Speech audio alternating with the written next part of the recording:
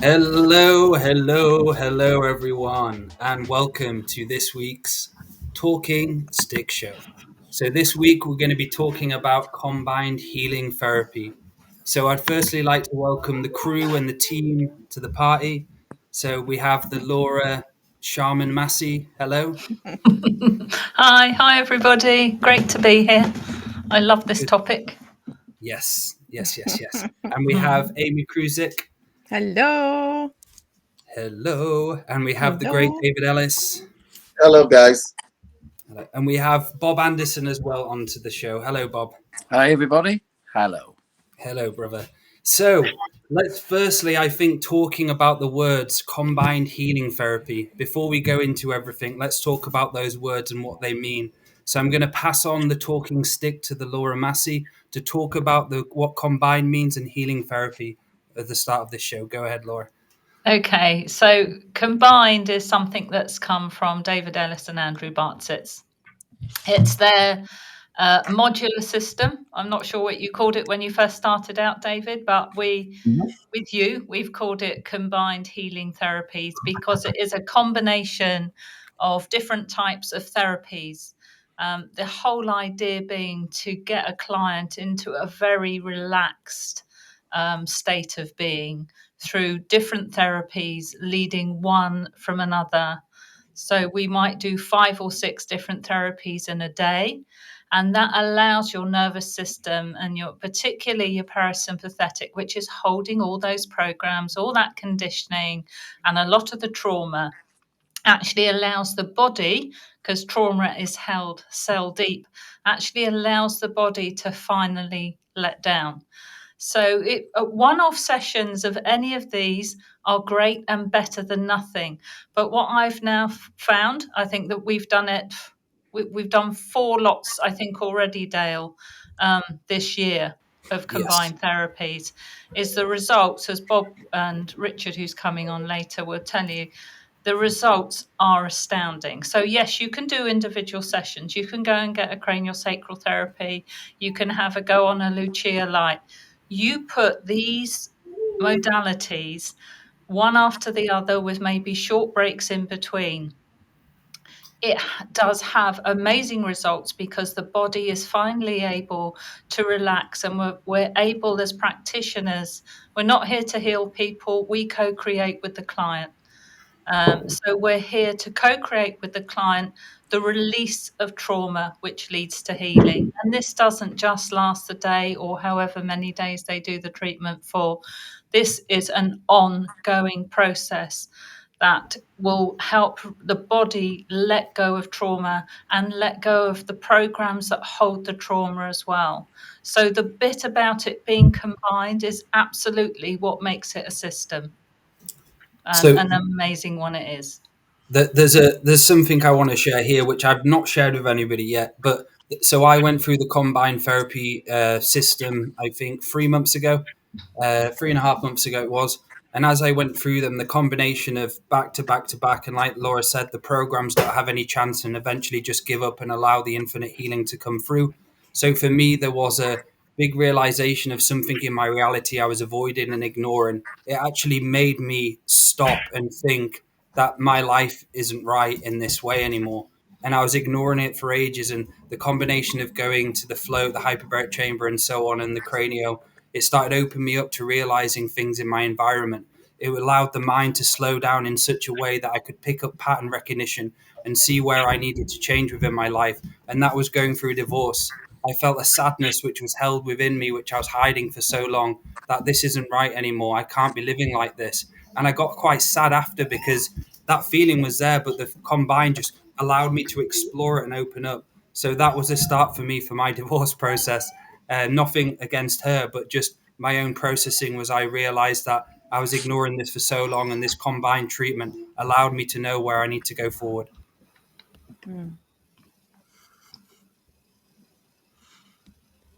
I suppose I should say something here. Go ahead, bro. The combined healing therapies are the result of us getting tired of doing just only speculative stuff, but doing also the bridge needed to be built between what is scientific and what we are doing. So we chose the therapist specifically because they amplify the effect of the other. That's the thing that people miss. So as an example, if you are doing infrared therapy as an example, which is a toxin release really, you might want to go float in, a salt bath, for instance, afterwards, due to the fact that salt extracts toxins from your body. You get the general idea. So I think in terms of the methodology, because I actually met with an oncologist, a nurse who's an oncologist recently, and she was asking me to explain it to her in medical terms and in scientific terms, right? And I told her the infrared is a detoxifier. It's not a matter of whether it detoxifies or not. We know it does. Too many studies have been done on infrared therapy. We know what salt does because that's been used for what hundreds, thousands of years. If you went into a salt bath and you do experience sense deprivation, it might prepare you, as an example, when you rinse off, because your pores are open, because you've just been through infrared therapy and a salt bath. Your pores open, the pores in your skin open, to get oxygen pushed through it, like in an hyperbaric oxygen therapy chamber, as an example. Do you see what I mean? You would not be as receptive to hyperbaric oxygen therapy if you didn't go through an infrared chamber. You guys get the general idea? Right. Yes. Right. So you go into the hyperbaric oxygen therapy chamber and your pores are open and basically you are open. And guess what happens? You receive a lot more benefits from that therapy than somebody who just came in fresh, basically. It's not only oxygen to the lungs, but oxygen comes through your skin as well. A lot of people do not know that. So let's say that you went through this process and you had oxygen therapy pushed through everything. I'm going to guess that you're going to be a little bit more happier than, the normal average guy, because you've shed a bunch of toxins. The skin is the biggest organ of detoxification in your body. It's not when you go to the bathroom, right, and defecate. It's not when you urinate. Your skin sweating is your biggest option for detoxification, which is why people say go exercise. It gives you lots of benefits.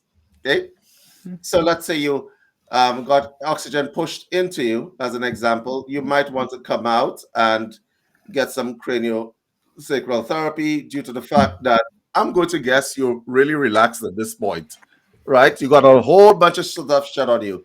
Dale made a very interesting remark about the programs have no chance. It's not only the programs have no chance, bacteria has no chance. Everything that encumbers you has no chance of surviving all of those things, right? So let's say you went through that, you go into a craniosacral therapy massage, and which basically is a massive energy and structural alignment for you, right? We all know the benefits of craniosacral therapy. If you all don't know, there are too many benefits to give here,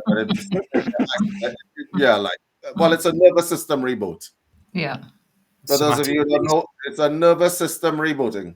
Mhm. And so you go from that and you say, oh, what should I do next? And why don't I go lie on a mat and get all grounded with myself? Okay. PEMF therapy is your next option. By that time, you should be near to dribbling, I'm thinking. Right? You should be near to dribbling, I'm thinking. And we take you, because we're not finished with you yet. Oh, no, we're not. And we put you under Lucia light therapy, because there's no point on staying on Earth when you're like that, is there? No. We're going to give you the psychic psychonaut experience. You are now the astronaut that we're blasting off into space. Lucia light therapy, right? And then we package you really neatly and we roll you out the door. And we set you onto a path of change and whatever else. The aftercare service is what was added after, because a lot of people would like to hold on to that feeling, right? And so we have aftercare service and so on. But you could just come back and like we set you through again. So for those of you who are wondering, what is the benefit of the system? The physical benefits is detoxification. It realigns your system. It oxygenates your blood. Oxygenated blood means that your brain is working better. Your brain is working better means you have access to the rest of the centers, which means your endocrine system. Okay, I'm going too fast. Let me slow that down. You have an oxygenated body. Your brain uses oxygen as food and glucose. Okay? When your brain gets it, you are overall happier. Okay? It means that you're able to absorb nutrients even from your food. It means that your endocrine system, that it would be your pineal gland, your pituitary gland, hypothalamus gland, thyroid, thymus. I'm hearing an echo. Thymus, spleen, adrenals, your reproductive system, all of these things are going to start work better because your brain is sending out the correct signals and your nervous system is going to be calm, which means that you could go to Walmart and not come out feeling violated. So you will not come out feeling violated. So these are the benefits to your system. But here's the thing.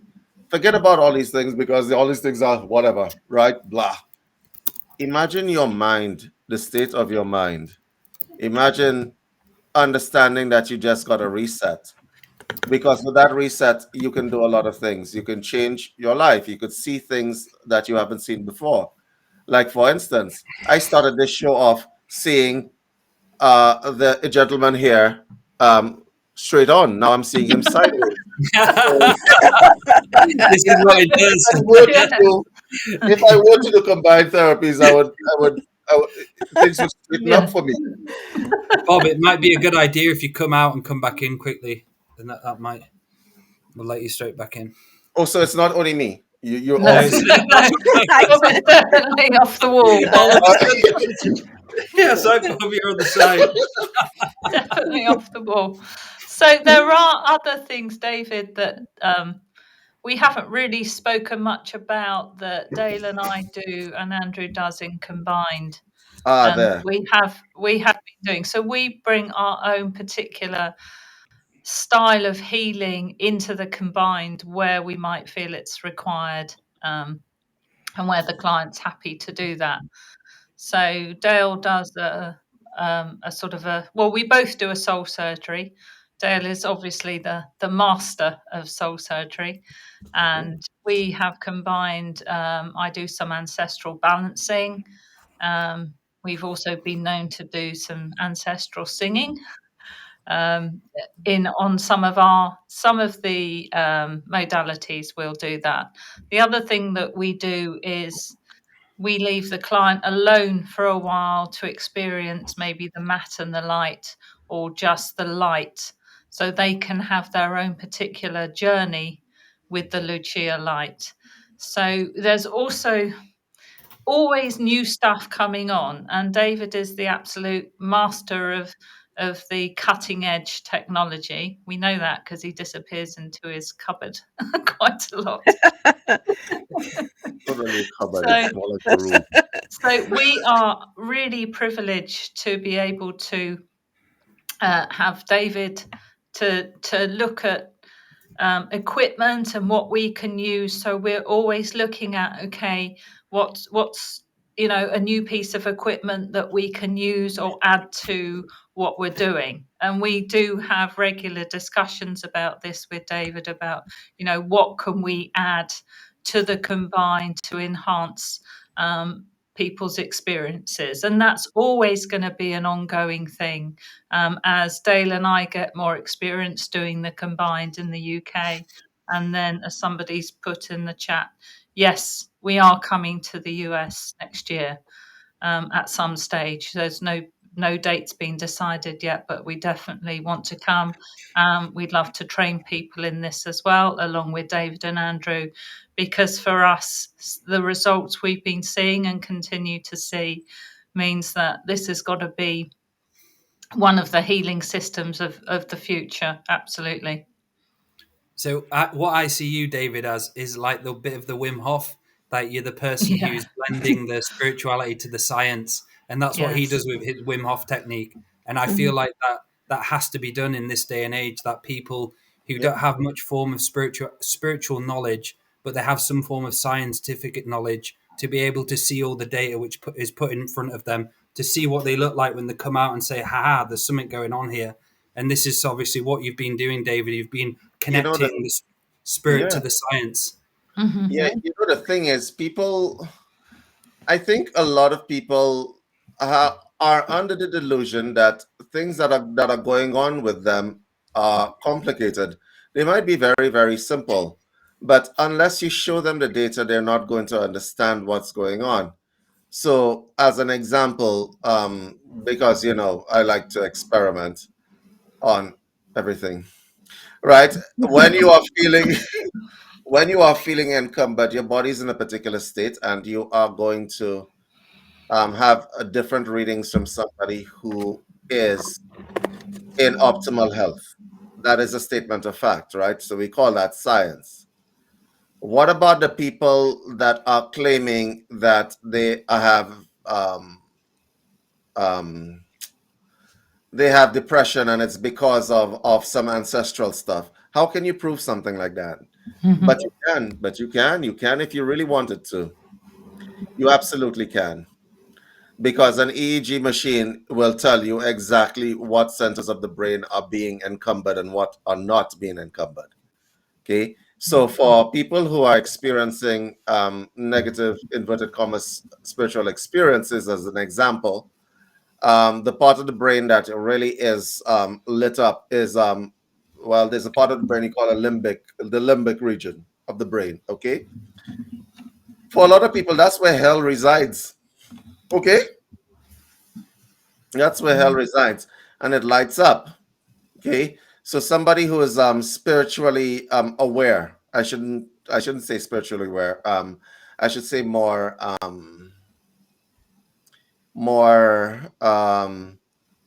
expanded in their consciousness, you will see more light coming from the frontal lobe of their brain. Okay, neural activity coming from there.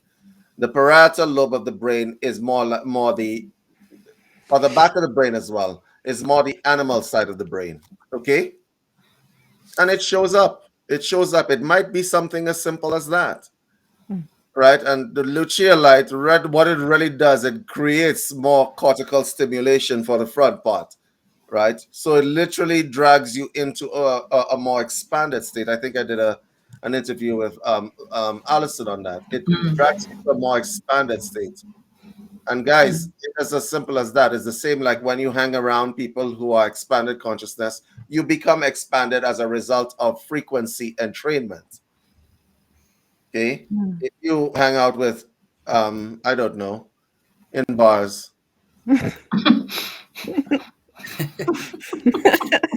Yeah, you go to the local dive, and that's where you're going to be hanging out. Your frequency, by natural selection, will adapt to the environment around you. If you hang around with people who are spiritually expanded, your frequency entrains itself to the frequency that is around you. Does that make sense? Yes. I have a question. Go ahead, Amy. Go ahead, Dale. Go ahead. No, you go. Go ahead. No, I just had a question. Let's just say an example would be, I'm more of like a science person, and I don't understand the ancestral balancing or the soul surgery. How do you explain to somebody that would like the other therapies because they understand that the scientific data? You would just say some sort of energy healing. You wouldn't go into specifics because sometimes it can put people off. The more you say, if you have someone who's interested in the hyperbarics, interested in the science, as soon as you mention the word psychic surgery to them, they can start creating a wall for them. So even in the healing, they'd put up more of a block and resistance. So sometimes you don't need to be specific with what you're saying. It's some sort of energy healing, some sort of manipulation healing in a positive way. Throw a stick to yourself, God. So, how do you want this explained? From a metaphysical perspective to a scientific perspective, or from a scientific perspective to a metaphysical perspective? Which one? Well, how about science to metaphysical? Because I already know, let's just say I already know the scientific aspects that you're doing. Okay. Shall we role play? You know how I like role play. So I'm going to be Come on. Yes. I'm going to be the guru of I don't know. Give me something. The light, guru of the light. I'm guru of the light. So I'm now going to be the guru of the light. So yes, my child, tell me, how can I be of assistance to you? Well, I'm not understanding when someone says included in the package is soul surgery, or we're going to work with your ancestors. How is that going to hurt? Is that going to hurt me?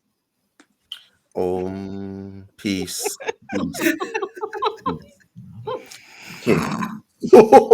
I am not very spiritual. Let's just say. My child, Yes. every thought that you have, every feeling that you have, every emotion, it produces an electrical impulse in your mind. We call it neural activity. Yeah, And so your experience of the world is electrical frequency. Do you understand? I understand. And as a result of that, every electrical field, it resonates an electromagnetic field, which we servants of the light call your aura. The aura is visible under certain conditions, such as Kirlian photography or in an ionized field. Is that what you scientifically call it? Yes, we do. The aura field is readily discernible, right? And so when we say psychic surgery, we're talking about servants of the light who are trained to not only discern the frequency changes that you are experiencing, but to regulate them through co-regulation.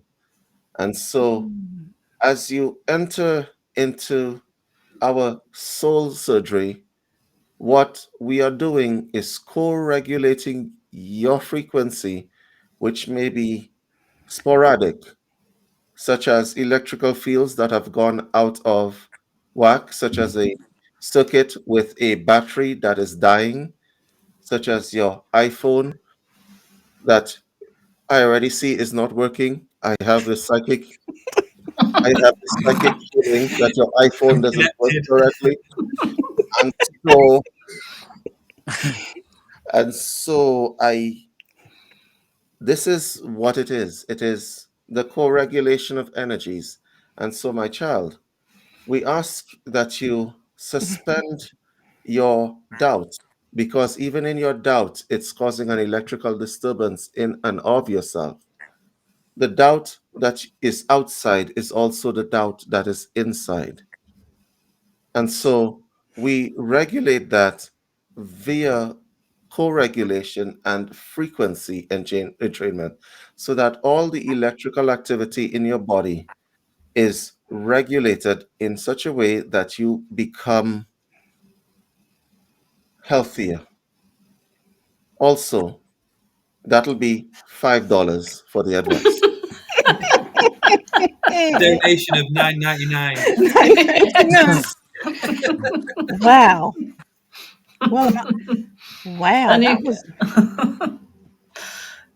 And the ancestral balancing, guru of the light? Ancestral balancing. It is like when people choose to say, I am alone, I stand alone in this world. Okay, that is interesting in and of itself. You, my child, are a representation of everything that has come before you. When broken down to your core essences, everything that I look at right now was donated to you by those that came before. Mm. From So you can the blame need, them. from the need to wear glasses that's on your face right now, right? Everything, every character trait has been donated from people that have come before. You are the result of the input of several generations. To say that these generations are not present is wrong and a fallacy and ethically incorrect. You are a representation of your mother, your mother's mother, your mother's mother before this. As a descendant of theirs, you are still in communication with these people on a molecular level for the very simple reason that every expression that you have, your smile, your thought process, everything has been coded to you from these different generations. You invent new neural activity. There are a lot of people in this world who are not contributing to the lineage, okay? Because they feel that they stand alone. There is no benefit, psychologically speaking, in believing that you are alone in anything, because then you are truly alone. And if you are truly alone, what is the point of this life? Mm. So, from a scientific point of view, you are not alone. All those cells that you have, you do not claim them as your own, they were given to you. Mm. Okay? The ancestors are very much with you. And so, when we do ancestral clearing, what we are doing is the same process that we did with regard to the electrical field. We are trying to instruct DNA and RNA what is positive and what is negative. Ancestral curse is just simply what has been handed down to you, which does not serve your higher good. Okay? And so a lot of people believe, well, I'm stuck with this. I'm always going to have eyesight problems. I'm always going to have this ailment. I'm always going to have that ailment. That position is a position of defeat. It is not a position of success. It is not a position that is positive. It is a position of defeat. If you have accepted everything that has been handed down to you without even the attempt to remove it, control it, or integrate it, then you are not better than a ship that is on an ocean without any paddles floating along. So you ask, how can I control it? And I say to you, how can you not? You're controlling it right now. Every thought that you have, all your traits, you're trying to control who you are. Which part of you is Laura and which part of you is Laura's mom? Mm. You can change your future if you really try. For that piece of advice, I charge $10. Wow, that was a really good role play. Bravo. So That was, yes, well done, David. woo, that was wow. We give our power away to you, Guru. Yeah, Yes. Proof of the light. Proof of very the light. good. I like the way you slowed down your speaking. like we were all a bit, Well, I was in understand you. trance. Bob, what did you think of the Guru? What was your The thoughts? guru was amazing. I was in a trance myself, and I was Yeah, just like, right. I've just come out of it now. We've signed I've a agreed for the contract last with 10 David, minutes. $1,000 The a next month. time I come on the show, That's I it. am definitely coming with my turban. He's emptied my bank Yes. account and everything Right? in 10 Wow, minutes. that was Good great. show. Yeah, that was brilliant. That's It was great. Exactly. Yeah, so there is a scientific basis for these things. It's just a matter of what you see and what you don't see. And a lot of people don't see that stuff, right? But Seeing we is know these unseen. things to be true. We know these things to be true. You are not You are not yourself alone. You are the representation of everybody that came in to add it to you. So your ancestral curses are literally hardwired onto you. It's all in the DNA, isn't it? That's Correct. where we carry. That's where we carry the ancestral debt and so on. And we can change the DNA as we go along, and we can Yep. change the frequency and everything, and that's how we can. And for those people who are doubting this, you just had somebody inject a bunch of stuff into your arm in the last 3 years that changes your RNA. You don't think you could change your DNA? Seriously? Because that's an RNA medicine. That is an RNA medicine. Oh, I've just seen a whole new can of worms open. Yeah. Yes. Yes. You just, for the last 3 years, for those of you all who, went down that road, you got something put into your arm that changes your RNA. You do know this, right? That, I mean, like y'all read the research, right? Okay, probably we didn't read the research. But it changes your RNA. Right.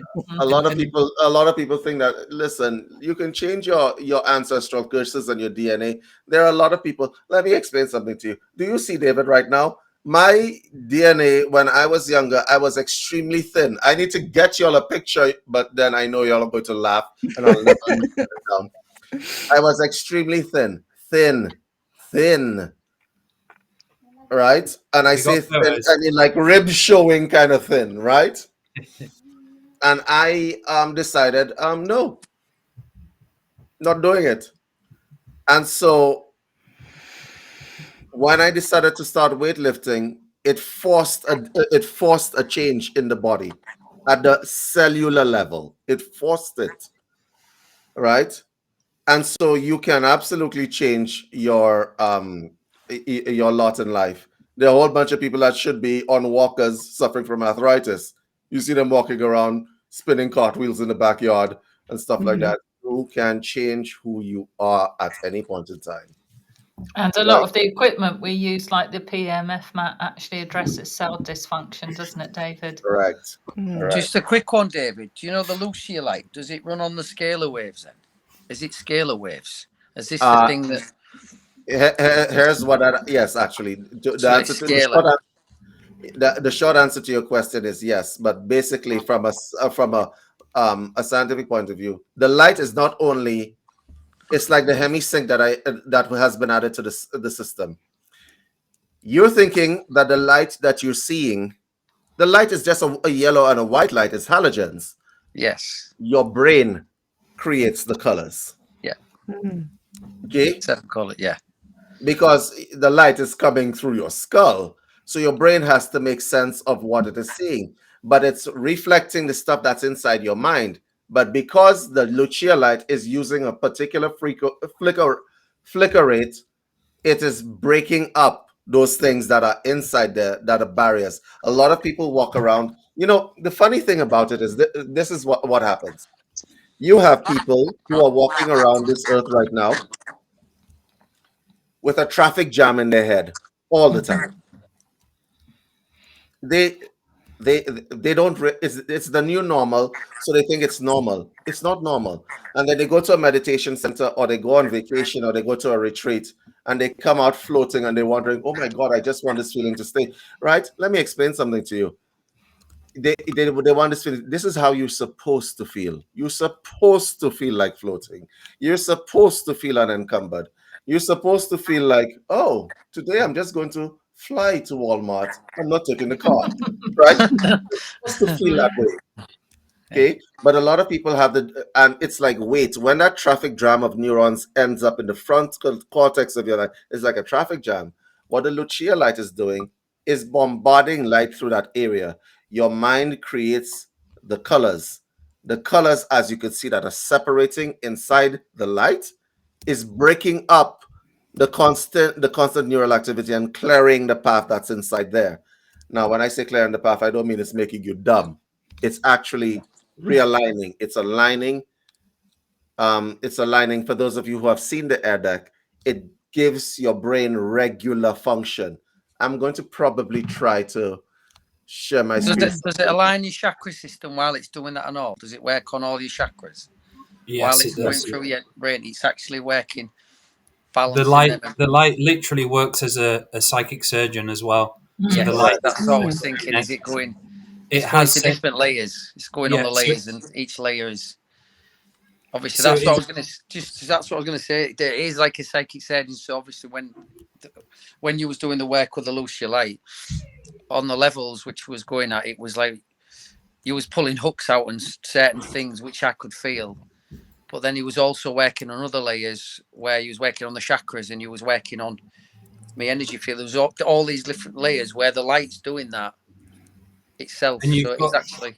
So it works with your energetic field and your aura. But what we do is we have the magnetic therapy, which allows the aura and the energy and chakras to actually start projecting further out. So there's more of a healing. So when you've got all the magnets on the client as well, all of their chakras and all of their energy field comes even further out.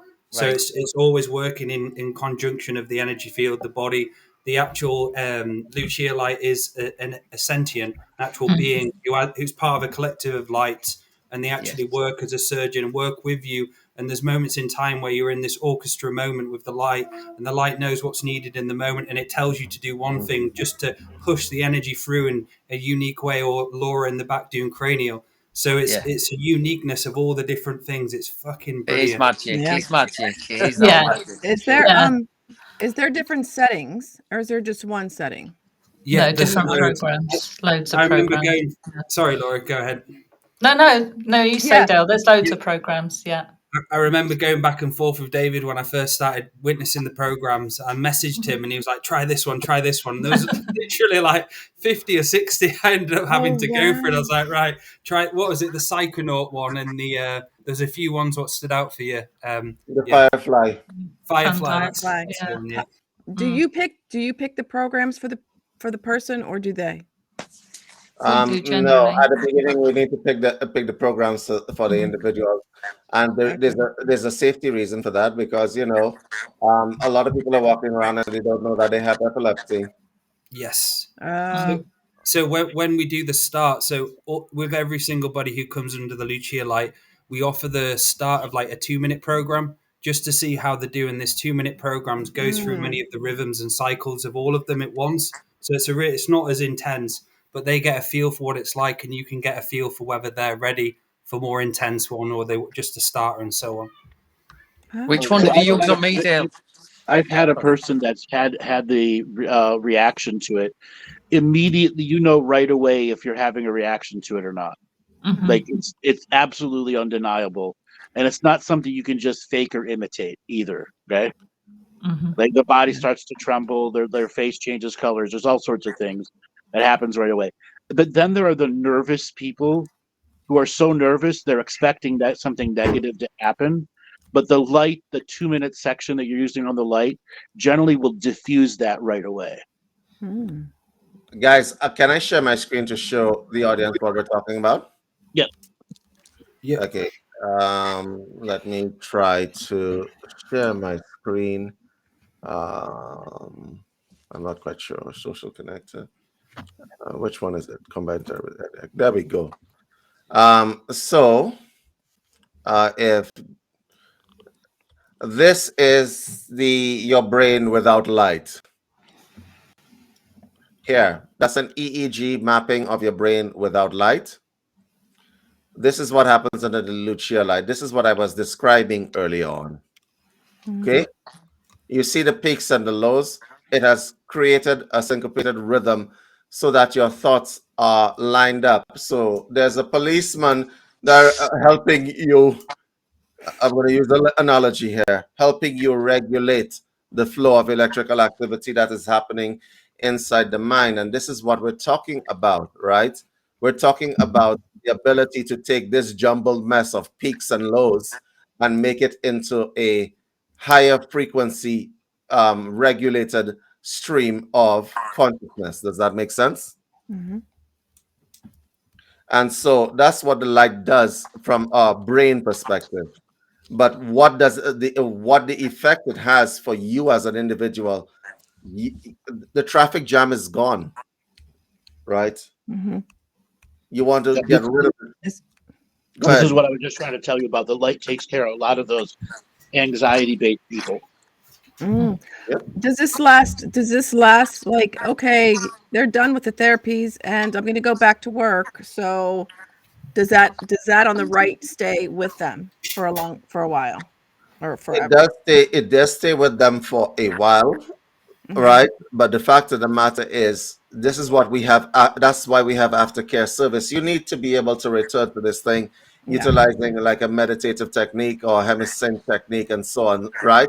You need to be able to return to this kind of thought pattern, because somebody who is operating in this kind of spectrum here, this kind of mapping, is how should I say, neurally efficient. Okay? And we call it effect. Sorry. Go ahead, Laura. Go ahead. In effect, we're teaching new neural pathways. Correct. Yeah, neuroplasticity. So that. And we always. So right away we get into the benefits of the Lucia light. Absorbing. Go ahead, Andrew. And neuroelasticity. Let's say you have somebody that's been traumatized, and they're going back to the traumatized neural pathways. This will help lessen the use of the negative pathways and reinforce new pathway creations out of them. Because the trouble is, as David was saying, people are so used to the traffic jam in their heads. They're so used to the monkey mind, they actually don't know, they don't realize what it can be like without it. Right. An endless cycle of internal brain detours that never get them to the end. Yeah. And so that's why it's such an awakening thing for them when they come and do the combined therapies. And we call it the lightgasm, when people go through that lightgasm moment, and you see people's faces after they've gone through the combined therapy, and you're like, holy shit, like, look how well you look how happy you look. There's like a different glow and a light about them, because when they first come into the system, you can see parts of them where there's so much shadow within the brain, or there's just shadow parts all around the body, but towards the end, they've actually got that fulfillment of light. The light's been able to go to those darker points, the darker nerves, the traumas, and so on. So seeing them afterwards, it's like a holy shit, isn't it, guys? Where you're like, their face after, you're like, wow, you look so well. And everyone around them, when they go home, they're like, wow, what have you done? What's happened to you? You see this diagram on the screen right now? This diagram shows you what the Lucia light does. You see that first benefit, decreases oxidative stress. For those of you who don't know what oxidative stress is, it is the beginning of most kinds of cancers, in case you're wondering. Okay? Right? And it's the beginning of most kinds of cancers that are stress related, right? Because there are many triggers for cancer. And I think it's very underrated that a lot of people think that the way the world is not going to make you sick. Okay? So the second benefit is that it's relaxing and centering. Well, we just discussed that with the EEG brainwave pattern. It regulates circadian rhythm. For those of you who don't know what circadian rhythm is, it's when you fall asleep, when you wake up. So a lot of people are insomniacs. I cannot believe that a lot of people are insomniacs. And those that aren't insomniacs, they don't sleep very deeply. They don't. Because it regulates circadian rhythm, it improves gene function, genetics function. We just spoke about DNA. I think you would want the good parts of DNA and RNA expressing themselves, and not the negative parts. And for those of you who keep taking medicines that mess with your RNA, please, I'm not going to say it. Consider what you are doing. Okay? Increases motivation. Well, obviously, there are two ways to increase motivation in terms of human activity. You could do the cheerleader thing, like with the pom-poms. Let's go, team. You could do that, or you could just simply go to the source of all motivation, which is the mind and how it expresses itself. Does that make sense to you guys? Yep. There goes. It's Bob's being off the wall. We need to ask you, Bob, when you've righted yourself.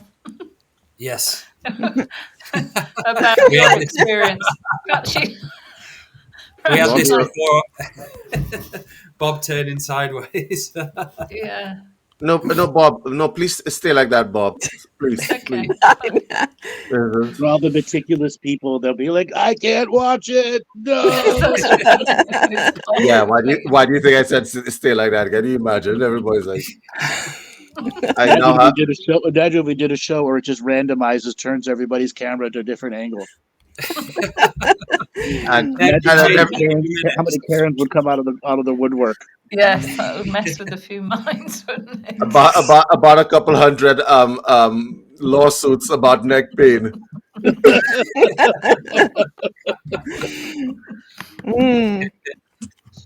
So, Bob Dale, is you were back. talking about lightgasm before. David, could you give some of the more scientific process of what that lightgasm means? All of us who've operated the light and been on the light understand what it means. But what's going on in the brain when it goes into that hyper mode of joy? Would you like me to give that answer in Guru of the Light? Yes. Oh, yeah, that's fun. Yes. Both. Okay, my child. My child. When we say when we say lightgasm, an orgasm is the creation of a sexual experience that is made to a climax or brought to a climax. So, as an example, there's a child in the room. Can I believe this? Right. Right. So that is what we know to be an orgasm. For a lightgasm to happen, it is the same process. It is when all neural roads meet at a particular point of center, and then there is an effulgence of energy, a cascading effect of energy, which creates a neural net. Now, in the lightgasm, what happens is that there's a purging of subpar electrical activity that is happening. Your brain is, for want of a better word, turned on to the maximum. Right? So somebody's giving your third eye a hand job? We don't use those giving you a light blow. A light blow. We don't use that terms. We are servants of the light. Right? And so the lightgasm is a connected neural activity. So as an example, there are 1,000 nodes on your brain stem. Okay? That's what the brain is. There are 1,000 nodes. In metaphysics, we call it Sahasrara, or the crown chakra. Okay? But from a biological standpoint, the 1,000 wives of Solomon is what it's called in Western esoterics. The 1,000 wives are the nodes of your brain. When these nodes are activated for a brief period of time, you have complete brain function. For a brief window of time, you have complete brain function.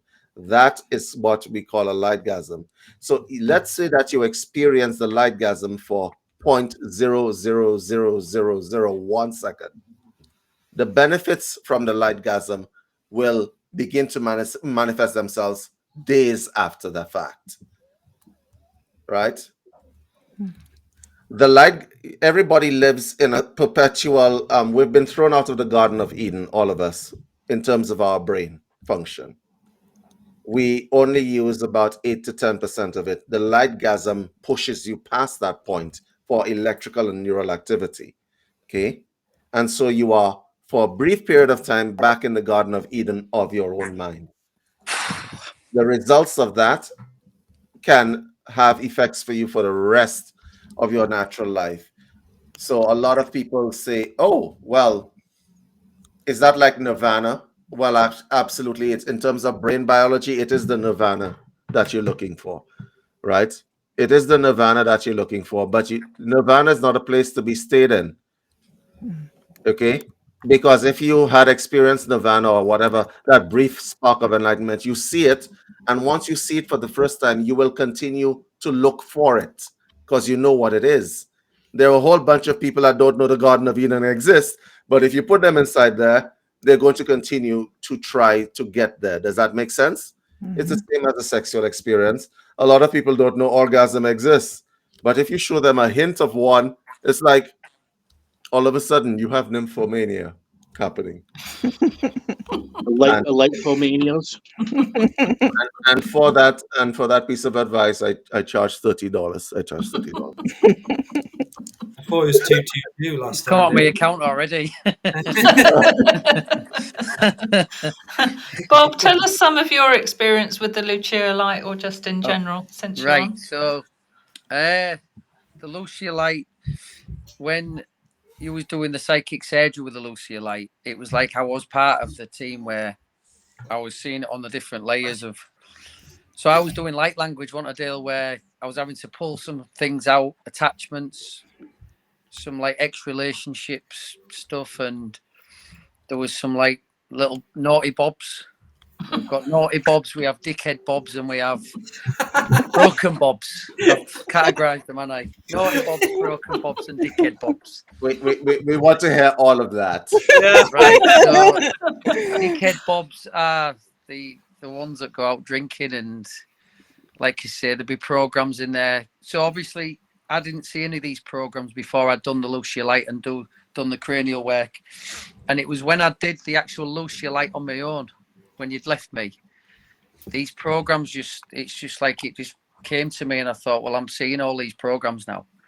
So I'd see a pair of trainers at my front door, and I'd think, oh, they'd look really nice if I got a pub in them, and I'd be going out to pub.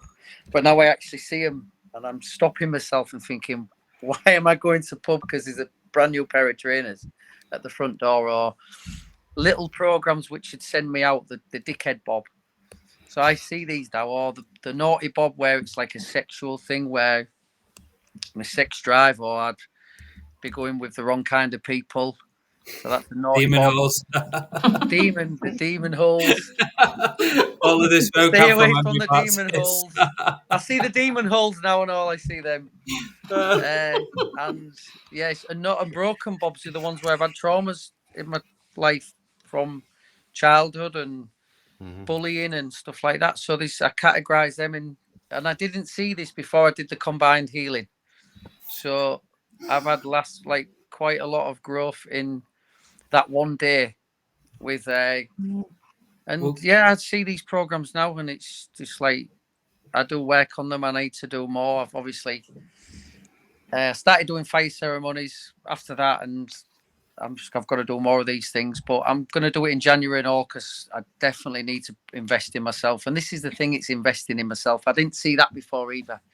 And that's the thing that has got me, is the fact it's investment in me. So obviously I'm going to find the money just to do it, just to invest. So Bob, what was unique for me and what made it was so special, because we were speaking to you about these programs, and there was like a realization where you weren't fully getting it. Then it was like, right, what's needed for Bob now? We don't need to do any more work. We just need to get him under the light to absorb light on his own. And he had that unique experience of being by himself, not having any manipulation or just anyone around him at all, just him and the light by himself. And as he finished, I saw this smile, and he goes, I can't believe what I've just seen, bro. I've finally seen these fucking programs. I've never seen them before. And I was just like, yes. Yeah. And it was like celebration. It was like that was so beautiful to see you go through that experience and actually have the revelation of self-exploration, of realizing, holy shit, there's something in my reality which I need to look at now. Absolutely, yeah. And it's like, just categorizing them and writing them down. I write them down now and see them. So Bob, I got a question for you. When you saw that program and you had that revelation, what was the site like? Was it knowingness, vision, all of the above? Vision. It was when I was 26 years old, and it was. It wasn't a dickhead. It was a trauma, and it was a trauma that had brought on. It was when my grandma died, and I'd lied. I was working at this place, and I'd lied about something.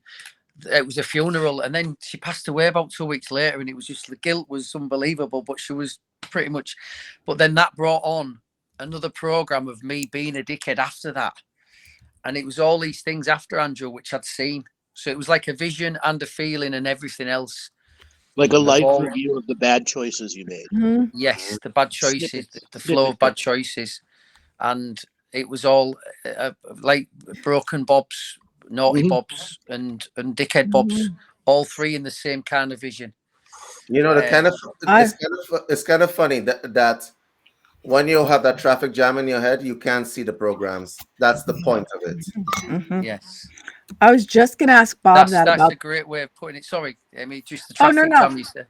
And it's like you do, obviously, when you see that light and you start seeing the little categories and you see it, but you see it's all jumbled up and you don't know where to put it and you don't know how to process it. But when you see that light and where it just kind of just balance, it just, as you say, it just balances you and you become centered. I think that's the thing.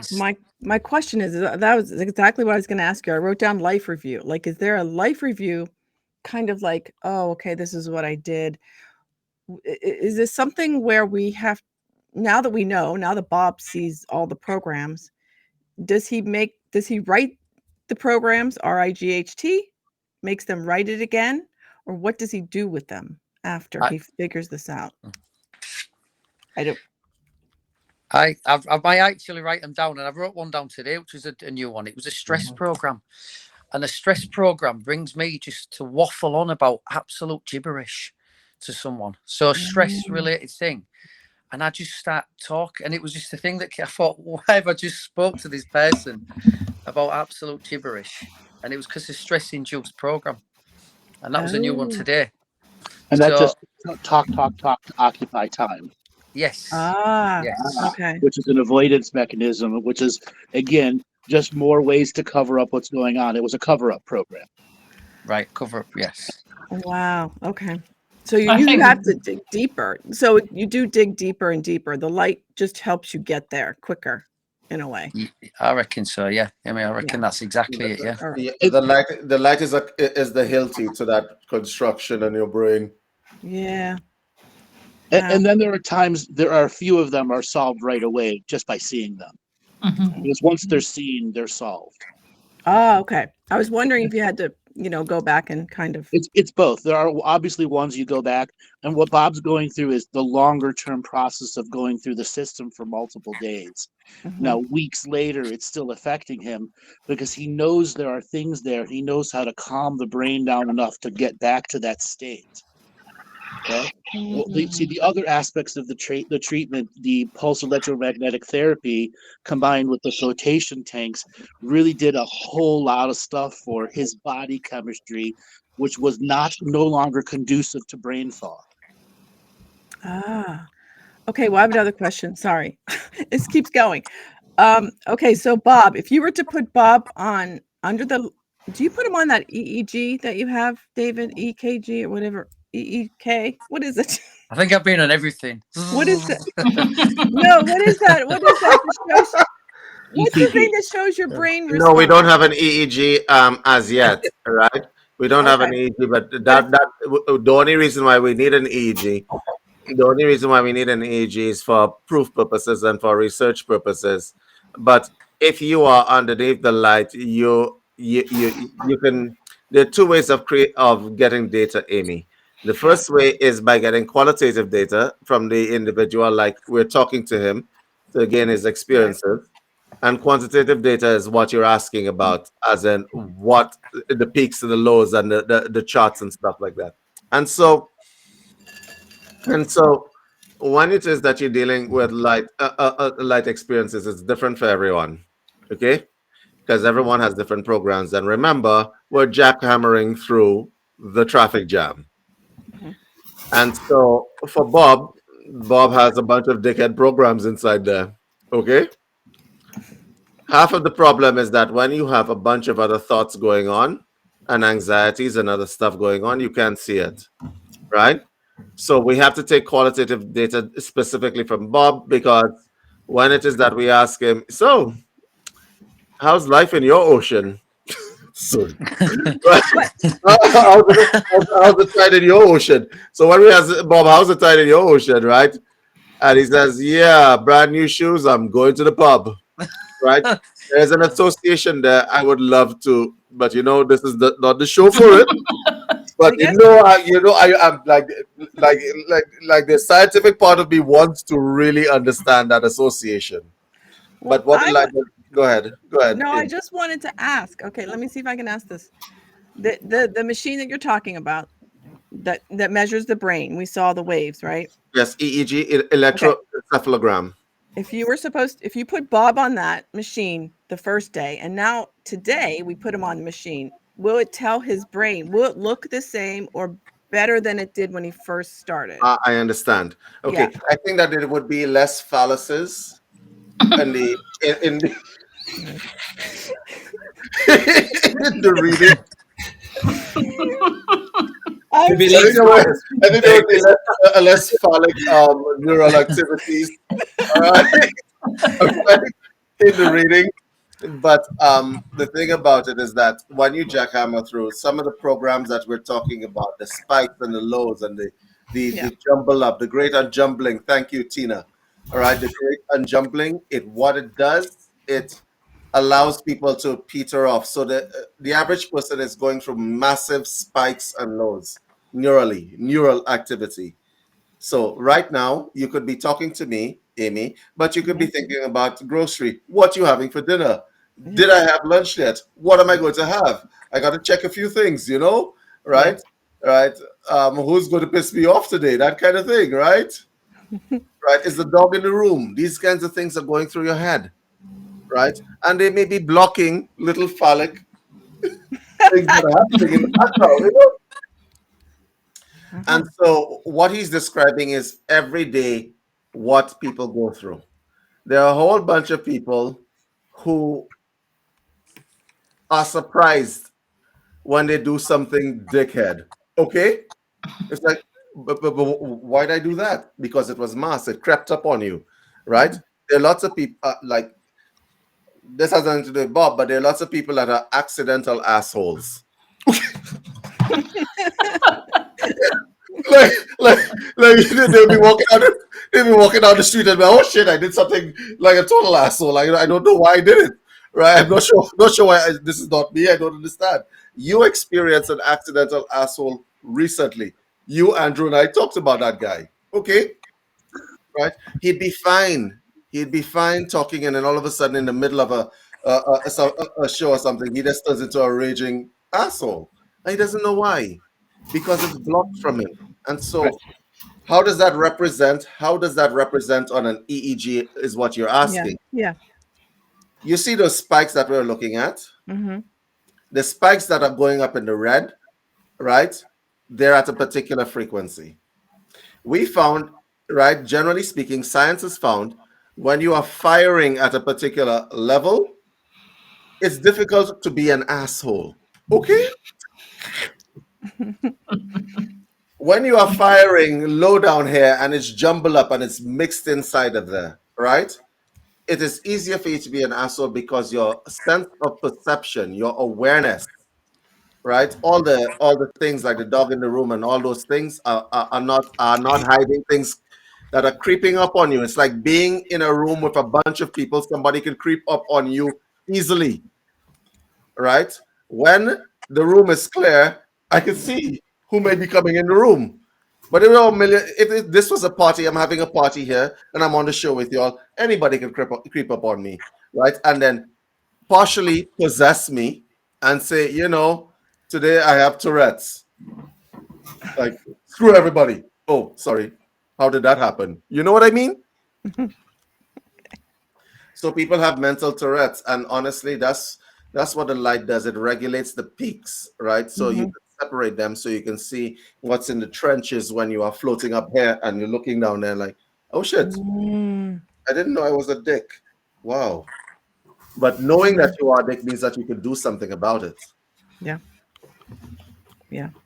And when I did the cranial with Laura, that was another thing. There was a lot of release with like relationship stuff, and with everything, that was another kind of, there was more release with the cranial.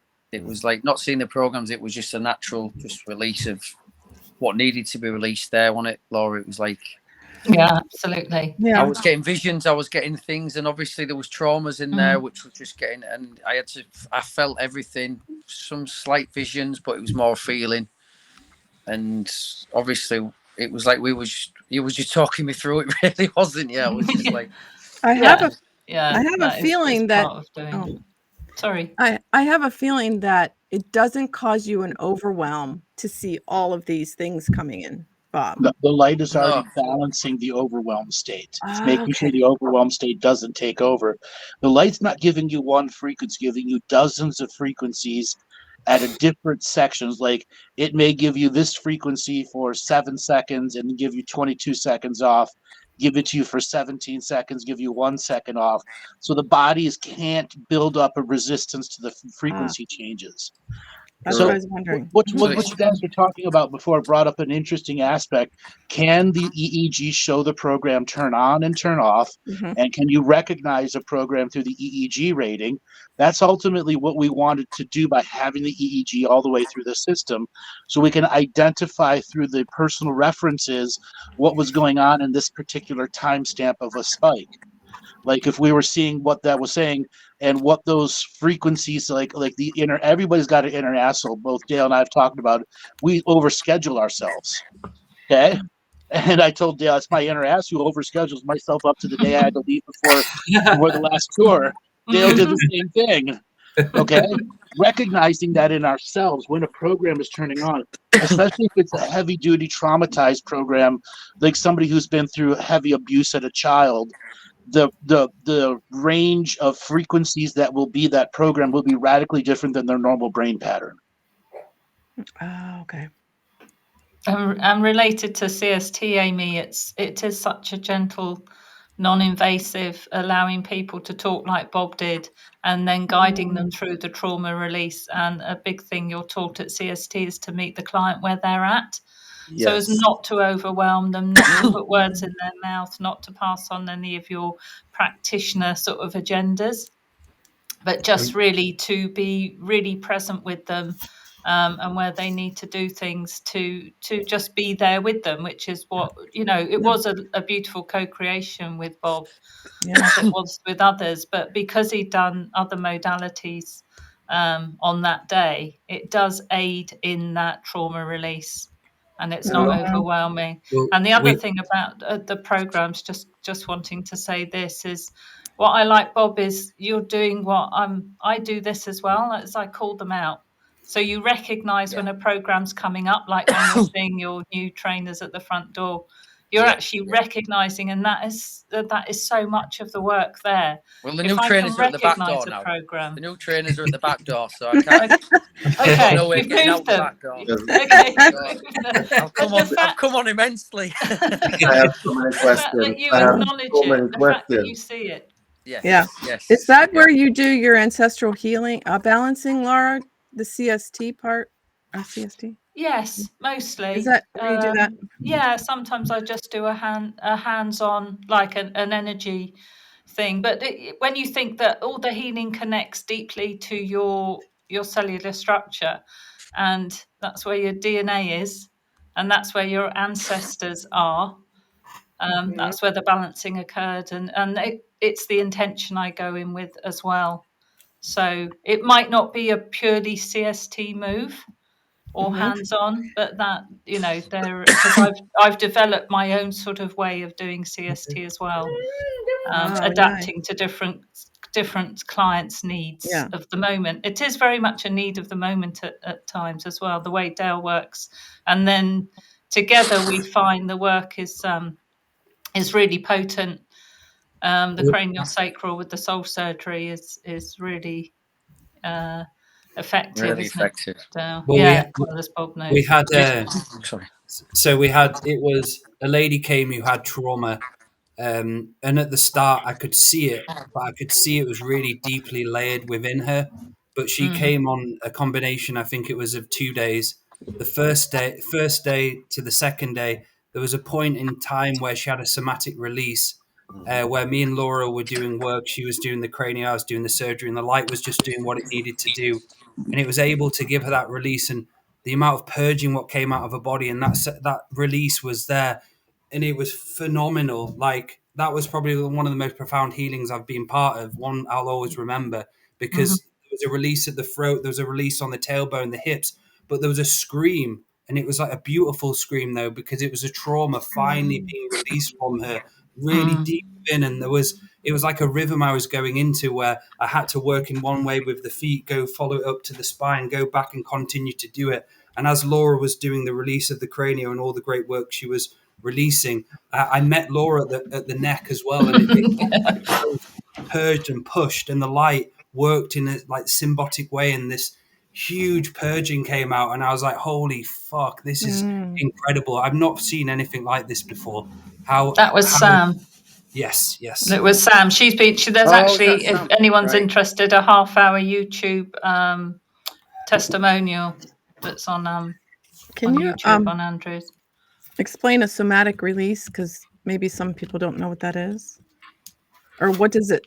Is it in the body? Is it emotional release? So from cranial sacral therapy terms, we hold trauma in the body, and we hold it in the form of an energy cyst so that the body can actually handle it and deal with it.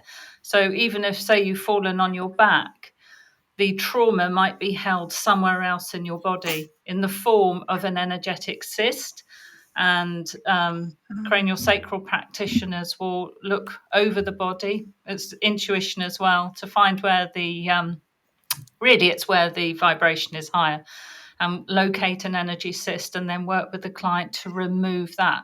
So we usually try and take it back, ask them the association. So what's this cyst associated? Can you talk to the cyst? Tell us, what's happening, what it's there for. And quite often they can take you back to an accident in childhood or something else. And then you work with them and talk them through it. And the somato, the body, is then able to release it. It doesn't always happen on the first go. Sometimes you have to have several sessions with somebody. But then the release is really evident, because they can cry, they can scream, they can shudder, or just something as gentle as a sigh. So you have to be very attentive to how that body, that person is reacting to the speech, to the words they're using. And that's where the speaking to the client using their words helps them talk it through as well. So it is just a release of that trauma. Wow. Okay. It's absolutely important, because what Laura is describing, whenever you have trauma and it embeds itself in the body, you don't know it's there. You go through life. And the thing is, it's a reference from the brain. So when you are stressed, because trauma will register as stress. Like, I say something mean to you, Amy, right? Sticks and stones will break my bones, but words will do me no harm. That's not true. Today, I have a dickhead like program running, right? I look at my friend Amy, I say, I hate your purple sparkly wall. I know. You said that. That's not the first time. So let's say I did that, right? Let's just say that I did that. Let's just say I did that. And I hate your choice of movies, right? Let's say I did that, right? And she took it the worst way, because she spent hours putting up that purple sparkly wall, right? That went into it, right? And she took it and she embedded it on herself. The person that it's coming from, if she and I are friends, right? The person that is coming from is going to hit her, right? It might hit her in her heart. It might hit her in the mediastinum, behind the heart, right on the walls of the heart. And she's not going to know it's there until, of course, some CST practitioner puts their hand there and says, tell me, how did you feel when David said that to you? And then when she does that, like when Laura does that, because you went into freeze mode, your body went into this mode when I said it to you, and she does that, you're going to feel it. Like when Dale is doing his psychic surgery, some of the stuff that he's feeling is embedded stuff. The body reacts. It does. It really does. Right? When bad things happen to you, and a lot of people don't realize it, right? So true. A lot of people don't realize it. And that's why it's important to uncover these things, because yes, your mind has programs, but that's why CST was important to the system. Because even let's say you go to therapy, with psychotherapy, I sit you down and says, And I say, he really didn't mean, he's just jealous of your sparkly wall because he doesn't have a sparkly wall like yours. And your brain accepts that David is just being a dickhead. Your brain accepts it. Your body does not release it necessarily. Whoa, that is really big right there, what you said. Your body doesn't release it. So your mind might say, you're right. David is really jealous of my sparkly wall. He doesn't have a freaking sparkly wall, so he just hates my sparkly wall. Right? Your brain understands it, but your body reacted to it, and it did not release it. Your body doesn't rationalize it. Wow. That's so it's really... just like a deeper level in it. That's it. The release is deeper. It's there, which you need to release from the body. It's like your body cries. It's like when I've had like self-surgery sessions with some people who have had like sexual trauma, and obviously it's when they come out of it and they just start, the body just cries because it's just not releasing it. It needs to release it. So. Ooh. Can you imagine?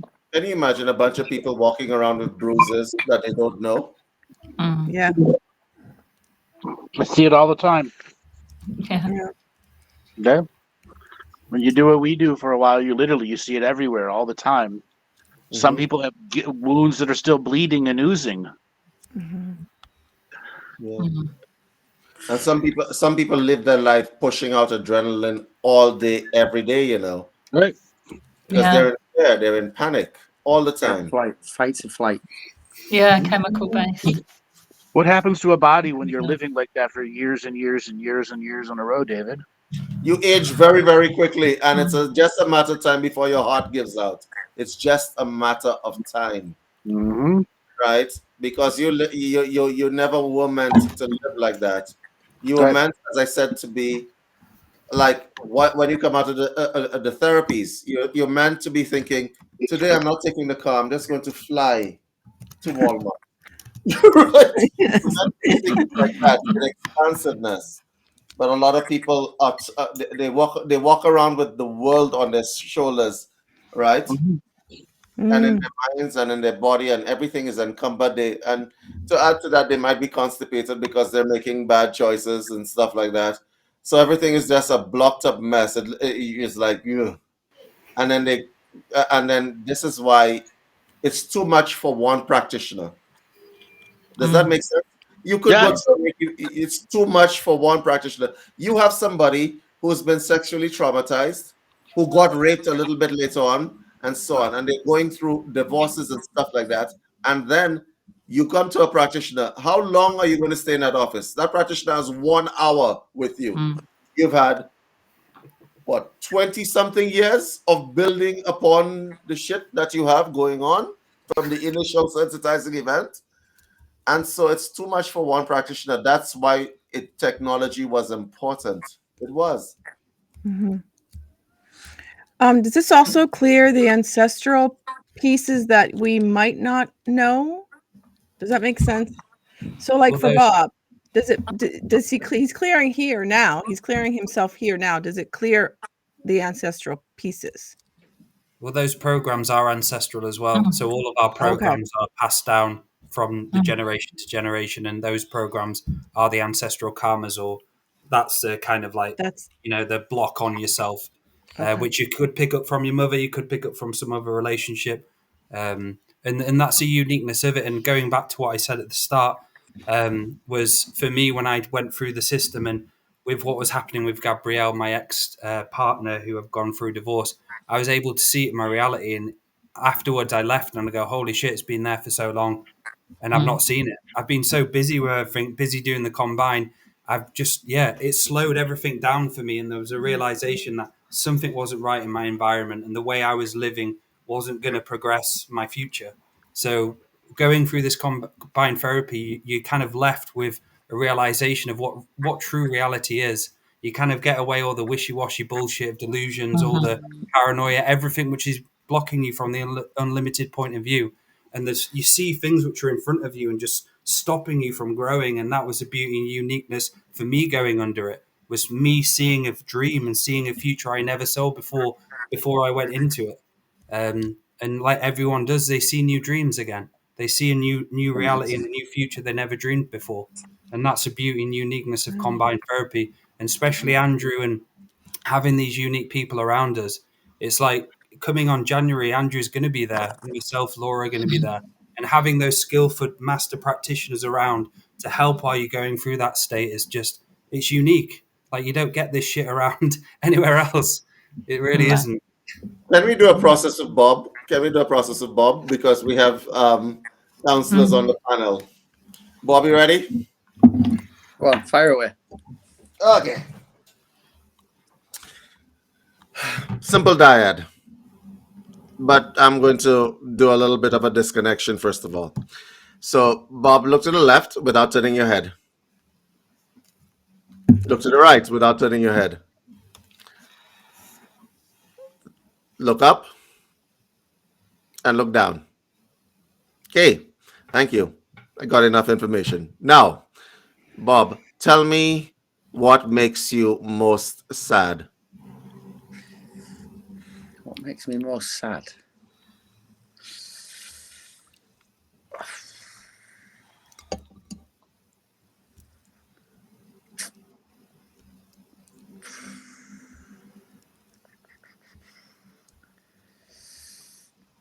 I would say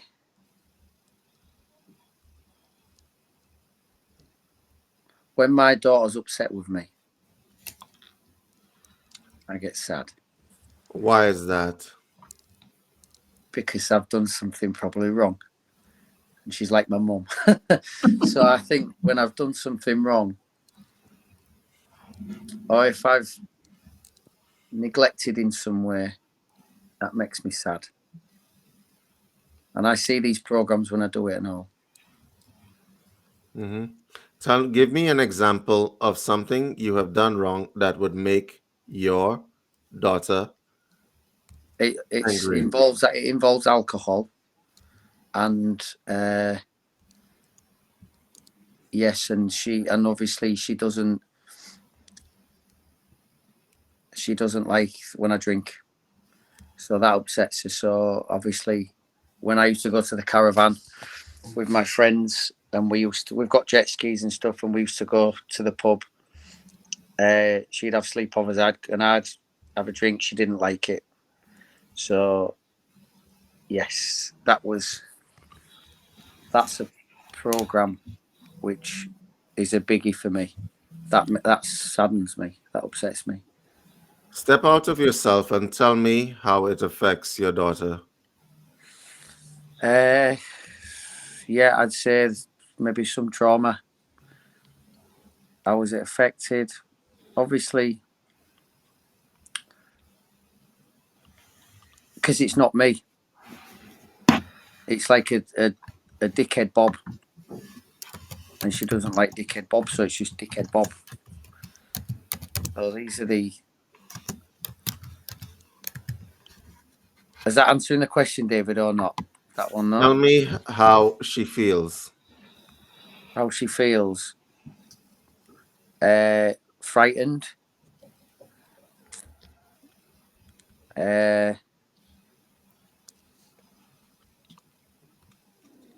Yeah, frightened.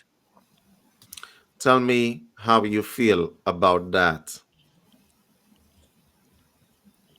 I feel disappointed in myself. I feel I've let myself down and let her down.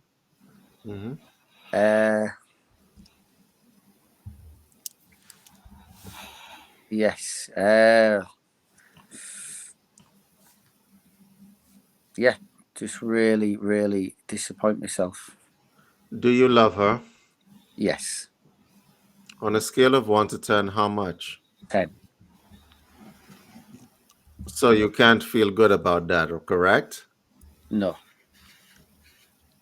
Do you see the program that's running you right now? The dickhead program, which is there about alcohol, correct? Yes, alcohol. So if you love her at 10, what does the dickhead program do to make you go use alcohol? What are you coping for? I'm hoping that I don't drink at all around my daughter anymore. Why do you drink at all? Good question. Because I've just had a month off and felt really good. And then I've let myself down this weekend and seen the dickhead Bob. And I was out of control with it. This is the thing. It's the control. I can't control. I need to be more disciplined. I'll change the question. What would make you most happy? To stop drinking. What would make you most happy in the entire world? If you had your way, magic wand, I give it to you. You can create your own reality. You can do whatever you want, have whatever you want. For my daughters to be happy, comfortable in life, and me have a family network around me, which I'm not single. I'm not lonely, and a good team around me, a support team. So, Bob, family network. Do you think you drink and you go out with your friends because you're lonely? Yes. Yes. Okay. So that's the program. That's what's running you, and so on. So here are the things that I can tell you right now off the top of my head, now that we've got that information. You're a good guy because you're actually caring enough, right, to see the programs, right? The loneliness part is solved because you're blocking it from happening because the alcohol is not helping. Okay? Yeah. Right? Because it's giving you a cycle of self-worth issues coming back at you. Okay? Like you let yourself down and you're thinking less of yourself. Because you're thinking less of yourself, you're going to not be able to manifest / attract just from an energetic point of view what you want. Okay? And because of that, it's actually blocking your, for want of a better word, I'm going to say it. Oh my God, I'm going to say it. Your magic is blocking your magic from happening.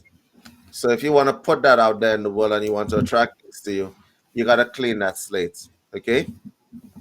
So this process is one way of looking at it, right? The Dickhead Bob, the light shows you what it is, right?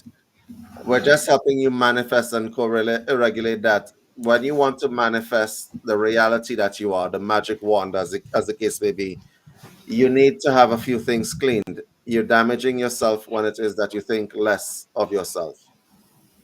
Yes. No, because we can see you. We can see you, Bob. You're a good guy.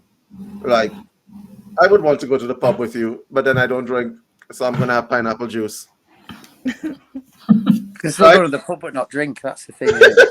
Right. I'm gonna have a pineapple juice. But honestly speaking, you're going to block your sovereignty if it is that you don't clear out some of the stuff. Make sense? Yes. The thing about misery, it's a disease, you know. Misery and sadness is a disease. Once it attaches itself to you, it drags you down bit by bit. See it, get rid of it. Okay. Yes. There's a giant world out there, right? Get rid of it, and then you can do other things. Manifest. Right? Well, that's the thing, David. I need more hobbies. You see, I play table tennis, so I'm going to do more tournaments next year. I'm just going to do more positive things. So I've got a list. So there is things I am working on. To playing the guitar, I'm going to play the guitar. My friend's going to teach me how to play the guitar, so I'm going to do that in the week. Okay. So I'm just hobbies in the week, just to keep me occupied and just do my soul surgery more. I do my clients on a night, and that's my passion, as you say. So I need to just do more. Anything that is going to make you get out into the community more and get out there more, right, in a positive space, is a good thing. Really, it is. Right. I don't know if anybody else on the panel wants to jump in here. Like Amy, what you have the most prolific social life. Anybody that I have ever met. So you advise. I don't know. My goodness, I guess I just do things that make me happy, like things that feel good, things that I don't know, I want to learn. Like I'm always in that kind of David teaches me a lot too. Everybody on the panel teaches me a lot. So being in that kind of community helps. So it feels like you are building that community for yourself.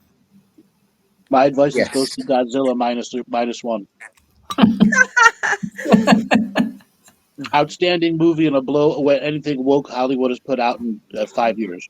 Which one was that? Tell me, Andrew. The new Godzilla movie from Japan called Godzilla -1. So it's not an American movie, wholly Japanese, created by Toho Productions, and it's kicking Disney's box office records because Disney's had a 7 flop, $300 million movies flops in a row.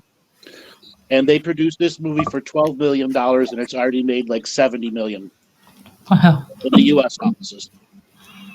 Amy, I guess that movie's going to the community. Is that movie going to the community? Yes. Andrew's recommendation. Let's put it in there.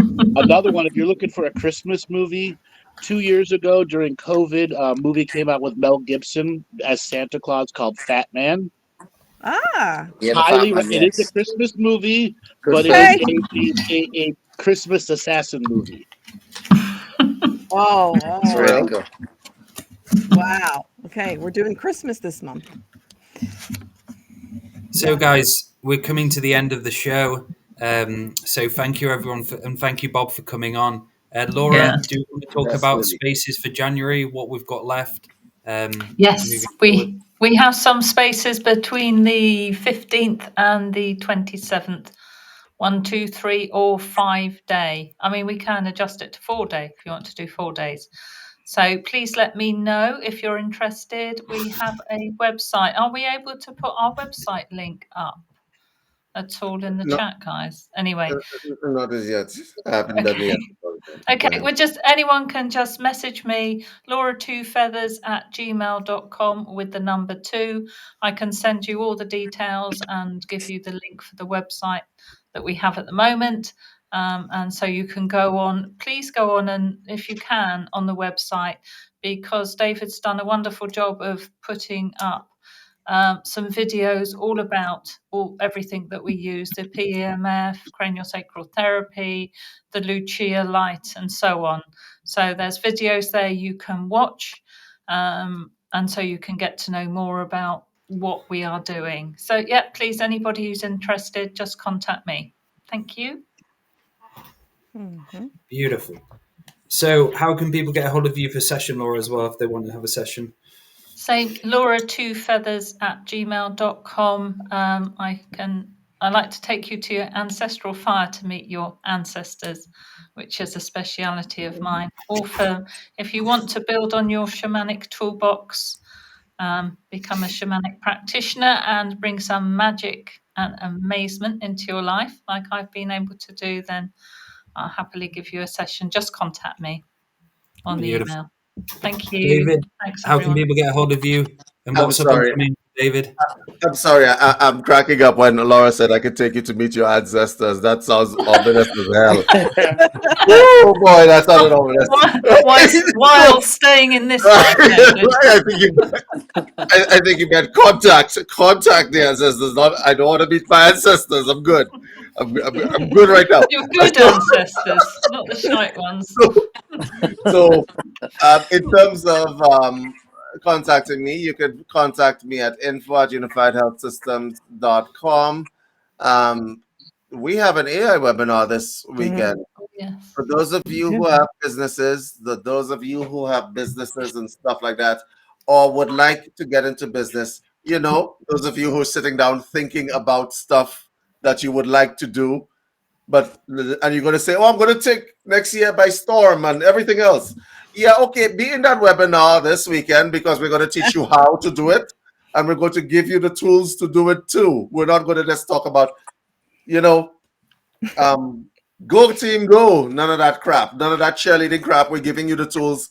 We're giving them to you for free. So come into the webinar because it's $125. You can come in, but you get the software and everything that you need for marketing. The URL scraper, some of the software is priced, but we're pricing these things at cost. So if you are the kind of person that wants to actually move forward, as opposed to sit down and think about stuff that you would like to do in the future, right? Be in that webinar. And that's basically it for me. I pass the ball. Thank you, David. Yeah. Andrew, how can people get a hold of you? They can go to my website, andrewbartzis.com. We are having our new bootcamp product out for those of you who want to begin your basics practice and have all the instruction and all the basics work all in one area. We also have our light language product out there for those of you who are more advanced and want to do that. You could also have a session with me. We have an automated booking system now, so you can just go right to the website and sign right up. Beautiful. Amy? Yeah, so I'm the administrator over at the UCM community, and I think that I might be David's administrative assistant. I'm beginning to think that I'm becoming that. Okay. I'll put the book in, okay. Yeah, so join us over at the UCM community, and I have a show called Unscripted, where I ask a question and we answer it, and it's kind of moving in a different direction as we speak. So come and check it out. Beautiful. And so if anybody would like a session with me, head over to daletobin.com. I'm going to be offering some past life training in January, which I'm currently I've done all the writing up for it, but I just need to put it out there. So if you want to learn past life regression for the new year, drop me a message. Also, I will be doing a new show on Sunday, The Dreaming Lodge, it's going to be called, where it'll be an hour of talking about dreams and just stories and having some fun. So yeah, thank you everyone, and Bob, thank you for coming on and sharing. Yeah, thank you for having me. Thank you, Bob. Enjoyed it. Yeah, I've enjoyed it. Thank you. And for those listening as well, make sure you subscribe, comment, and share this show. We really appreciate your support, and all of those watching. Thank you. Good night.